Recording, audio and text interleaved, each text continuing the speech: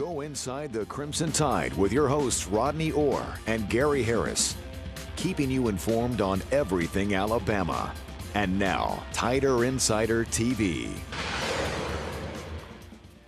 Better where you watch the game from than I can see where I watch the game from. What'd you think? Okay, well then, you know, I appreciate your opinion, you know. I mean, hell, if I watch the film and I think it's so-so, maybe we'll try to hire your Nick Saban after the Fresno State game, that was radio talk show host Drew DeOrman asking about the offensive line, and hey, Drew may have a job. Yeah, I he might. hadn't heard what Coach Saban thought of the film yet. Have you, Rodney?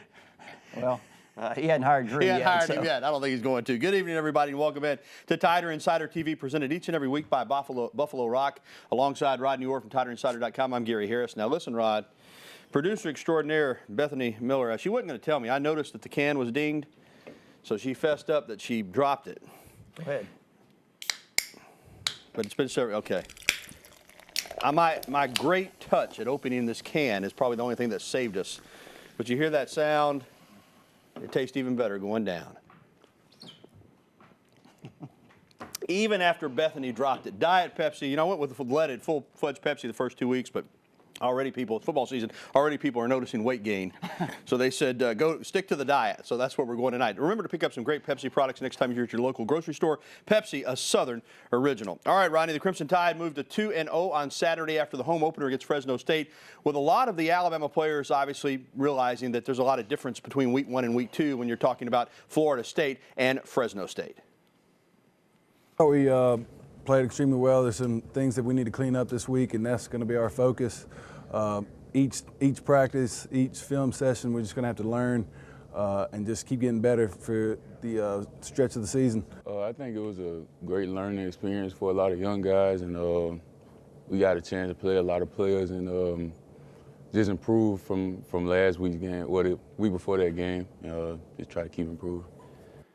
Well, Rod, like I said, there's two FSUs. Fresno State's not Florida State. Now you got Colorado State this week. But Alabama plays to a standard. Nick Saban talks about it all the time. You don't worry about the scoreboard. You don't worry about the opponent. You try to play your best every week. Play to your potential. So with that being the mandate at Alabama, it really shouldn't matter who puts on the other uniform. At the same time, players are human, and they know Florida State and Fresno State, there's a little bit of difference. I thought they had a solid performance. I thought maybe just a little bit the same focus that we saw in the opener against FSU, Florida State, was not there for FSU, Fresno State. Well, I thought offensively they looked pretty right. good. I think they probably took a step. Now, hey, listen, I understand that Fresno State defense is nothing compared to that thing we saw at Florida State, which was outstanding. But I'll say this, defensively, when you've got that many injuries, and you've got guys that some haven't even played. Chris Allen, for example, true freshman, did an outstanding job for his first time, certainly. But, you know, those are guys that haven't played much. Dylan Moses was a guy that played against Florida State, obviously, but still hasn't played much. Jamie Mosley, even though he's been around a while, he hasn't played a whole lot. Thought he made a couple of really nice plays.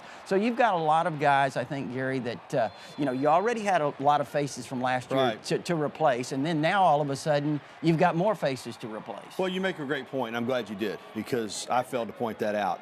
Yes, Alabama's deep. Yes, Alabama has talent 1 through 85 on the scholarship roster. At the same time, Christian Miller, Terrell Lewis, Rashawn Evans, Anthony Jennings are starters and top players for a reason. And clearly, even at Alabama, there's going to be a little bit of drop-off when those guys are out. Oh, absolutely. You know, you're talking, again, about guys that don't have much experience. And, you know, certainly I did not sense the same intensity, obviously. That happens. We've seen that in a lot of second games. I think Alabama was working on Alabama. They were doing a lot of things, trying a lot of different combinations, doing some things on offensively.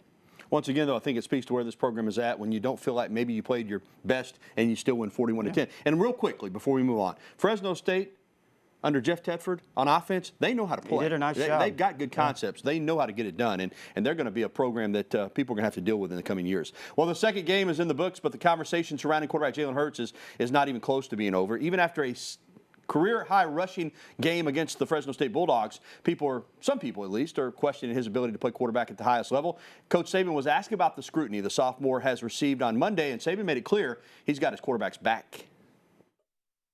You know, I think different players play winning football in different ways. So if you want to be critical of a guy for rushing for 154 yards and think he should not do that so he can pass more, then that's up to you. He has my back, and I'm happy to see that he's taking that route. And as a leader of the team, I continue to lead and I continue to win. That's what we have to do. We have to win. Go with the mindset of trying to win, being 1-0 every week.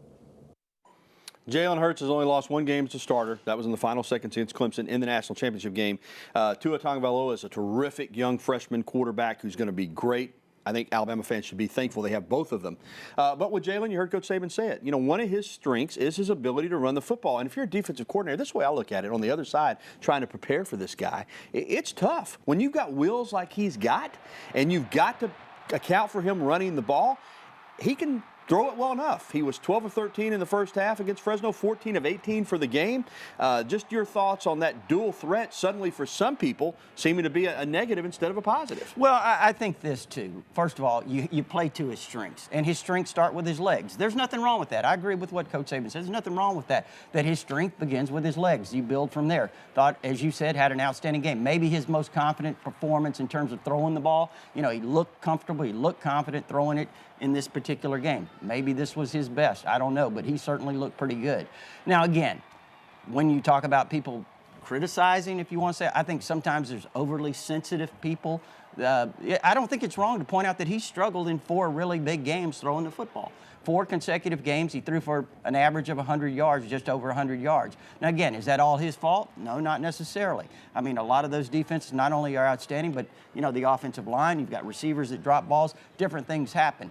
The point is, does the Alabama passing game have to improve against some of these better defenses, show progress? Yes, but that's not necessarily a criticism. That's something pointing out that, hey, this is an area where they need to get better. I think some people overreact to that. Another big positive for Jalen Hurts, no turnovers through 2 games. That's big for a quarterback. Tua Tagovailoa, we're watching him now, makes his debut, looked really good throwing the football, got a touchdown to Henry Ruggs, had a great throw to Xavier Marks when he was rolling to his right, which for a left-handed quarterback is tough. Yeah. He showed you why people like him. Maybe not quite the mobility that Jalen has, but he can pull it down and run it if he has to. Yeah, he can. You're right, though, Gary. I mean, he has a lot of natural ability throwing the football. It's a guy that's very, very talented. I mean, he sees the whole field. He can deliver the ball. He throws a laser now. He's got a lot of ability throwing it. Hey, I just don't think if you got one quarterback that's good, you got 2 good quarterbacks, that's probably even better. That's the situation Alabama is in.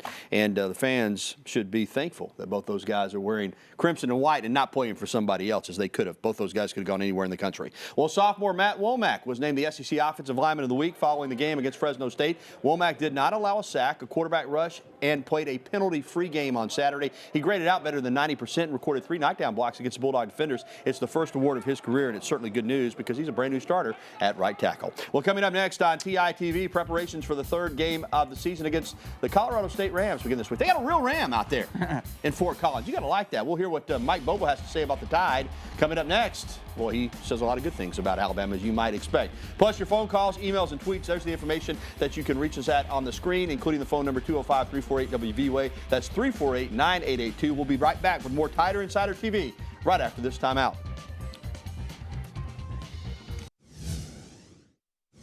And welcome back to Tider Insider TV, presented by Buffalo Rock, bottlers of great Pepsi products like Diet Pepsi. Alongside Rodney Orr from TiderInsider.com, I'm WVUA 23 Sports Director Gary Harris. Preparations for Colorado State going on this week. And, of course, Colorado State preparing for Alabama. And the Rams head coach, Mike Bobo, the former Georgia quarterback and offensive coordinator, certainly understands the challenge that his team is going up against in the form of the #1 ranked Crimson Tide.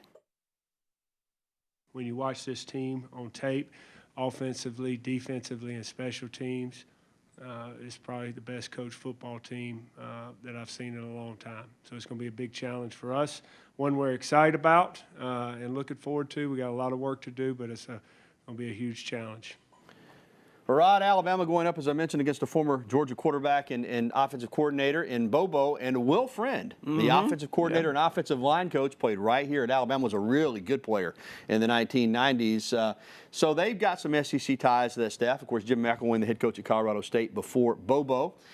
These teams preparing for this matchup, clearly a different spectrums of the college football world.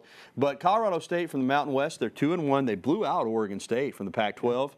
They lost a tough game to Colorado in the fourth quarter. This is a football team, and even in 2013 with Coach Mack, you remember that was a 14-6 game going to the fourth quarter? Oh, yeah. Did you remember that? Yeah, it was a very tight And Alabama game. wound up winning at 31-6. But this is the kind of team that if you don't prepare well and you're not at your best, they could hang around and make this thing interesting into the second half. Sure, and Bobo's an outstanding coach. You talked about that, Gary. He's been around the SEC. He was really a fantastic quarterback in Georgia. Will Friend's done an outstanding job as their offensive coordinator. And, you know, they've got a really good quarterback, Nick Stevens, who's put up some good numbers, already thrown for close to 1,000 yards this year.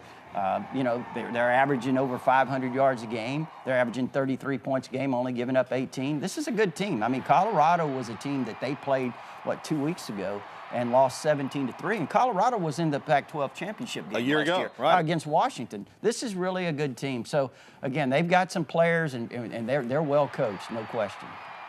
And they will come in here to compete. You know, you say that, well, everybody plays to win. Everybody doesn't. Let's be honest. We've seen teams show up in here against Alabama, and they didn't think they could compete. This team thinks they can compete. As you said, they've got an SEC mindset. They've recruited some good athletes. It's a good opportunity for Alabama to get ready for the SEC opener the week after next against Vanderbilt and Nashville. Yeah. This is a team that can, if you've got some things you need to work on, they can exploit them. Oh, absolutely. And I think this is a really important game. Just the same thing I said last week, Gary. I think it's very important that Alabama come out with some intensity. You know, last week maybe they didn't do it as much defensively, but I think this is a big opportunity. Well, we'll have our predictions on the game later on. Up next on Tider Insider Television, Alabama soccer continues a winning streak. Check out the highlights next. And we'll be welcoming your phone calls, emails, and tweets. Again, the phone number 205-348-9882. Email us at TITV@WVUA23.com or tweet at us. Make sure you use that hashtag TITV, or Bethany may try to get a Pepsi to explode on me again here in the near future if you don't do it right. So stay tuned. More TITV coming up right after this. The Crimson Tide soccer team topped Tennessee Tech on Sunday afternoon 1-0 here in Tuscaloosa. It was the fifth straight win for West Hart and Alabama. They're ranked. Next up, South Carolina as SEC play begins on Friday. Well, welcome back to Tider Insider TV. Rodney Orr, Gary Harris. Let's head straight to the phone lines and welcome in first up tonight as they are lined up for us, our pal Sammy, the Tomato Man, up in Walker County. What's up, Sammy? Sammy. I don't think Sammy would have hung up. He must have got cut off. Have we got his question? What's it? Yeah, I want to know an update, Rodney, on Christian Miller and Terrell Lewis, both announced out for the season, but you hearing anything that, you know, might change that status? Well, I mean, you never know. I think certainly with the bicep surgery that Christian Miller had, he may Very be out. unlikely, you know, yeah. And then obviously Terrell Lewis had the elbow surgery. So again, we'll have to wait. You know, maybe that could change possibly, but the status now officially is out for the season. All right, we'll keep you up to date. Let's go to Anniston and talk with another one of our good pals, Harold. What's up, Harold? Hey, how you doing, guys? Doing well. Hey, I want to say congratulations to the ladies soccer team. They're doing great. Yep. I agree with Rodney, man, on the earlier thing, though. The offensive line is still gelling, and sometimes they're not giving him enough time to throw. My question is, I want to know about that defensive line, man. First two games here, I hadn't really seen anybody breaking out of the mold as a top pass rusher. What do you guys think? Well, Rodney, I think they've got some guys that can rush the passer. I think Raekwon Davis is going to be a terror the more the season goes on, up pushing from the middle. Obviously, they missed some guys right now. Jennings is out. He can rush the passer. Miller, Lewis, who we referred to, Rashawn Evans, sometimes I put him on the edge. But I think they'll be okay in that department. And I think, too, you have to look at it this way. I thought they did get to Francois a little bit as it went on. They obviously blitzed Knocked a him lot. out of the game. Yeah, blitzed a lot. But also, I think in this particular game, Tedford had it designed. The Get the coach, ball out of the guy's hand. the coach at Fresno State had a great plan getting the ball out of his hand really quickly, kind of negated that defensive line pass rush. But I'd say watch out for Quentin Williams, Isaiah Buggs. Those are two other guys that I would keep an eye on. All right. Thanks, Harold. Let's go to Bluff Park and talk to Rick. Rick, you're on TITV. Hey, fellas, how y'all doing? Doing Appreciate well, you Rick. taking my call. Yeah, man. Hey, I'd like to comment on our two defensive backs from New Jersey. How we get two starting defensive backs all the way from New Jersey? That's just good recruiting right there. It is. And also, I'd like to say that it's more what have you done for me lately world now than ever. Where would we have been last year without Jalen Hurts? What would our record have been? without him. All right, Rick, great call. On Averett and Mika Fitzpatrick, you're absolutely right. Saban spans the globe to find good DBs, and those two are the best. Yeah, Averett was a quarterback in high school, played at offense, and I tell you, nobody was really any more highly recruited than Mika Fitzpatrick. That was just a great recruiting job. And as far as last season, I don't know. You never know. But Blake Barnett can't start at Arizona State, and Cooper Bateman can't start at Utah, and they transferred out of Alabama. I don't think the record would have been what it was without Jalen Hurts. I still say that segment there, the Ole Miss game, when Jalen got hit, as you remember, fumbled, and they scooped it and scored. I mean, the way he rebounded, yeah, it was amazing. I mean, yeah, they could have lost a few games. All right, more phone calls are on the way. Again, there's the phone number and the other ways you can get in touch with us. So give us a call. We'll be back with more of your calls on TITV right after this.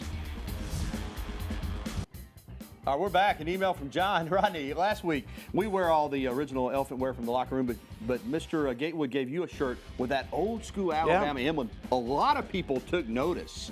So give John some details on that shirt. The angry elephant is what I call it. The mean elephant. I apologize. It's really the angry elephant. But yeah, a great shirt. Love it. Certainly, Mr. Gatewood was the one who suggested it. So they've got more of them at the locker room. Yeah, they've got a lot of them. Just got a fresh allotment come in. All right, John, hope that helps you out. Get by the locker room or shop online. We'll have more details at the end of the show. All right, let's go to Jasper and talk with John. John, hey, welcome into the program, man. How are you? Yes, fine, sir. How are you? Very well. First thing I'd like to say, I'm proud of Nick Saban, what he does for a young football team down there. And that Jalen Hurts, a good quarterback, I'm just glad we have got him on our side. And I was quarterback in high school. We was taught wasn't nothing open downfield, pull the ball down and run it. That's what you got to do. And these people's not on the field like he is out there. Everybody all thank God we've got both those quarterbacks with us. And all I got to say, roll tide. Absolutely, John. And we touched on it earlier. And I'll say this. I think the people that are making noise about Jalen Hurts, I'd call it a vocal minority. I think most people are in full support of him, all of the quarterbacks at Alabama, all of the players. But you're right. His legs, as we said, that's a weapon for him. Does he need to continue to improve to throw the football? Yeah, they need to improve all around in the passing game. Coach Saban has said that, but I believe that he will. Yeah, and the criticism, Gary, I mean, when you have quarterbacks at Alabama, that's just the way it it's goes. that Zal Watts, McCarron, Richard Todd, or McElroy, Jeff Rutledge, and Blake Stedman Sims, Shealy. yeah. I mean, it's always been like that. I wasn't around when I was a little baby when Joe Namath played, but I bet you he got criticized some too. Well, he probably did. Just goes with it. Email from Larry. Rod, let's get to an email. How important is the role of an analyst in preparing for a game plan? Rodney, it's very important. Yeah, again, I think asking that question, Gary, I don't know exactly what they might do, but I think when you've got a guy like Dan Werner, who's been around offensively, for example, he certainly can give suggestions from his experiences. I mean, hey, maybe we need to throw the ball in the middle of the field more, something like that. These guys make those kinds of observations. And I'm glad you mentioned that. Is something against Fresno. They threw it inside the hashes Hale more than Hinch they has had. got his first touchdown, the tight end from Missouri, and, utilizing that tight end. I think, as I said last week, Gary, we're going to continue to see them build on the things that I think Brian Dable wants to do. Let's go back to our TI phone line and welcome in Fuller from Birmingham. You're on Tider Insider TV, Fuller. How y'all doing today? Doing great, man. Hey, good. The first time I tried to call, I made it in. I can't how about that? You're the lucky winner tonight. We're gonna send you some Pepsi, buddy. Oh, okay. I just want to come in on about the talk about Gale throwing the ball. Right. We got a lot of players hurt on defense. So what we need to do is run the ball and keep the other team offense off the field. That's what we need. Doing more running than passing because we don't want to keep the other team offense off the field. Fuller, that's a great thought, Rodney. Will you be a little banged up on defense? Of course, that's great anytime you can keep your defense off the field and possess the football. So, yeah, I mean, listen, Rodney said it earlier. They're going to use his talents as a runner. There's no doubt about it. That's a big part of the game plan.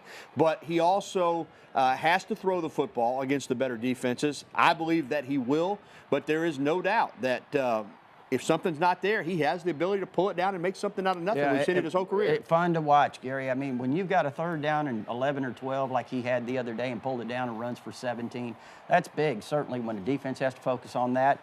And if, like you said, if he can continue to get consistent in the passing game, it's going to be unstoppable. All right, Reg, you got to go quick, buddy, in Birmingham. What's up? Reg there?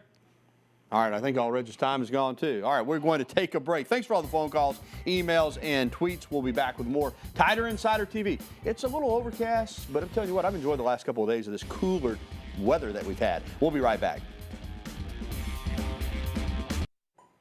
A happy belated birthday to the late, great coach Paul William Bryant. The Bear would have turned 104 yesterday after winning 6 national championships and 13 SEC titles. He passed away in January of 1983.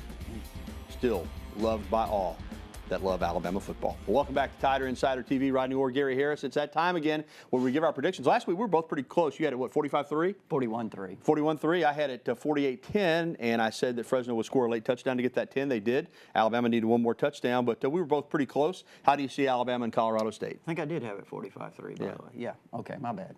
All right, yeah, you know, Gary, again, I think this is very similar to last week in terms of Alabama coming out defensively. I really would hope that we see a lot of intensity from that defense, see some of these younger players. I think we're going to continue to see those. I'm really excited about seeing some of these defensive linemen continue to develop. Raekwon Davis, Quentin Williams, Isaiah Buggs, all of those guys that I've mentioned. I'm really excited about seeing that. And I think the offense, certainly looking forward to seeing them take another step with Brian Dable.